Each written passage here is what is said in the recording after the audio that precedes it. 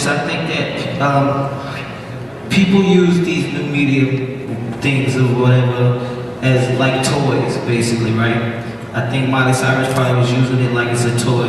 And anybody else that's getting off this, they probably use it like it's a toy. So yes, they're totally losing out. What they gotta do is learn to take control of their own lives, basically.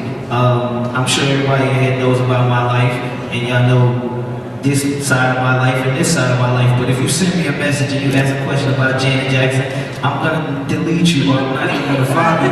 You will not be on my page asking me questions that I don't want to talk about. You can control this, and that's the thing that I like about it, is that, you know, even when I'm blogging on my blog, if you send me a stupid message, it don't post, because I'm the person that's posting.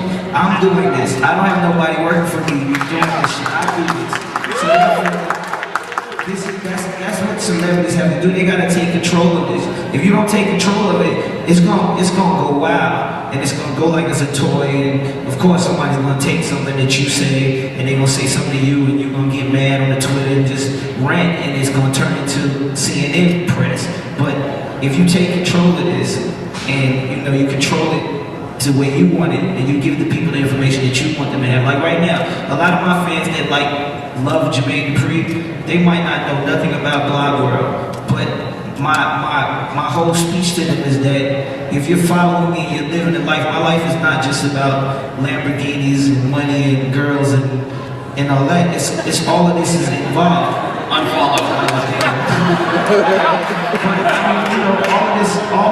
All of this plays a part. So if you're gonna live the life and you're gonna log on and want to be on my Twitter page, you have to come to Blog World with me right now.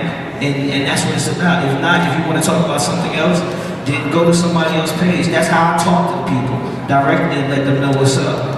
Matt, did you want to add? Yeah, I mean, I agree with 90% of what you're saying, but I also think, you know, if you take something too seriously, I think, you know, like I have 3 companies, I have 2 bestsellers, I have a multiple media level life as well, and I think that's not on Twitter. But I think there are a lot of kids that should treat Twitter like a toy. I think they should relax. There's plenty of time, trust me, I've been through so much in my life as well that sometimes it is a relief. I certainly need more than one hand in the bathroom, so I'm not going to be doing another money Twitter for many reasons.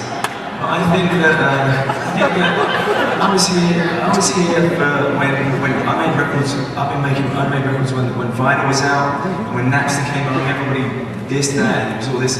I think if you take anything too seriously as well, I think you destroy it. I think kids, you know, Miley Cyrus, I don't know, but maybe there's some ego there. Like, do I have as many as Kim Kardashian? Kim Kardashian, incredible. You know, if you get wrapped up in the amount of followers you have, it's not the point of it. I think, you know, you do great business and you use it to find out. Like, we recently decided to decide what our next single was going to be on what single they liked. Doesn't that make sense? It's not changing the world, but for our world, it's a direct way of finding out what they want.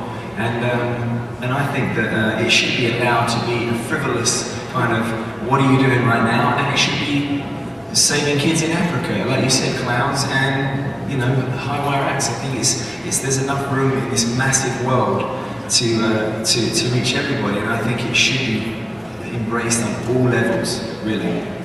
Well said. All right, so on that subject, I've been working with a company called People Browser.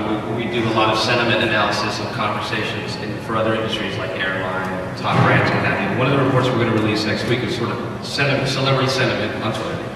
And it is the first time that we've seen numbers like this. It's the only industry that's like this, where we had to hand curate to make sure that we weren't missing something.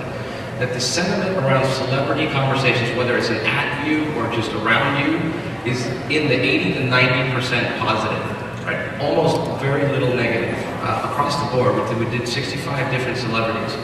My question is, and this is, I think, comes down to just the whole nature of social media and new media and its true power in essence, is that there's a form of reciprocity that I think is expected, right? People don't necessarily want to be fans anymore. I think people they want to be connoisseurs, they also want to be artists, they want to appreciate you at a human level, at a peer level.